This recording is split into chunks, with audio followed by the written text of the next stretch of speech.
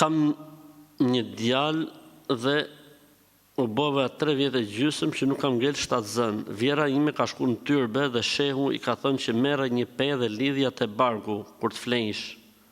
Edhe burrit, pra një pe mua dhe një pe burrit.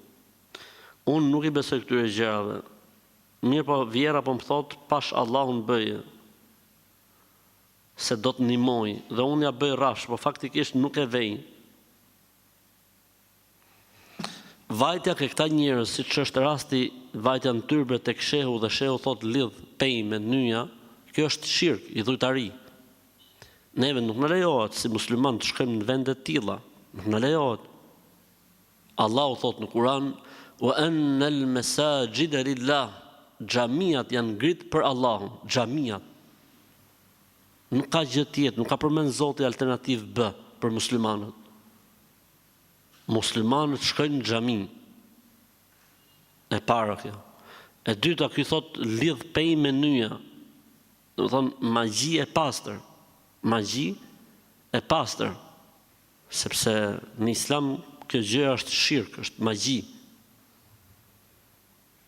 Kështu që sa më larg këtyre njerëzve dhe sa më larg këtyre vendeve, ne kemi xhamiat.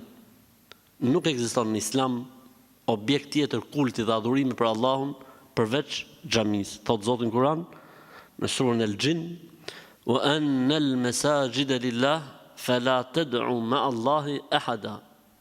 Xhamit janë vendet e ngritura ose objektet e ngritura për adhurimin e Allahut, e bashkë me Allahun mos i lut askujt tjetër. Aty në objektin për të cilin ju flisni, aty i bëhet shok Allahut, haptas, dukshëm dhe pa dukshëm, haptas dhe fshehurazi. Shirku vu, idhujtaria vu, paganizmi vu. Kështu që larg këtyre njerëzve. Larg këtyre njerëzve.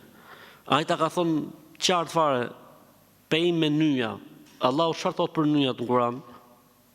Në surën El-Falaq: "Qul a'udhu bi rabbil falaq min sharri ma khalaq wa min sharri ghasiqin idha waqab wa min sharri naffathati fil 'uqad wa min sharri hasidin idha hasad."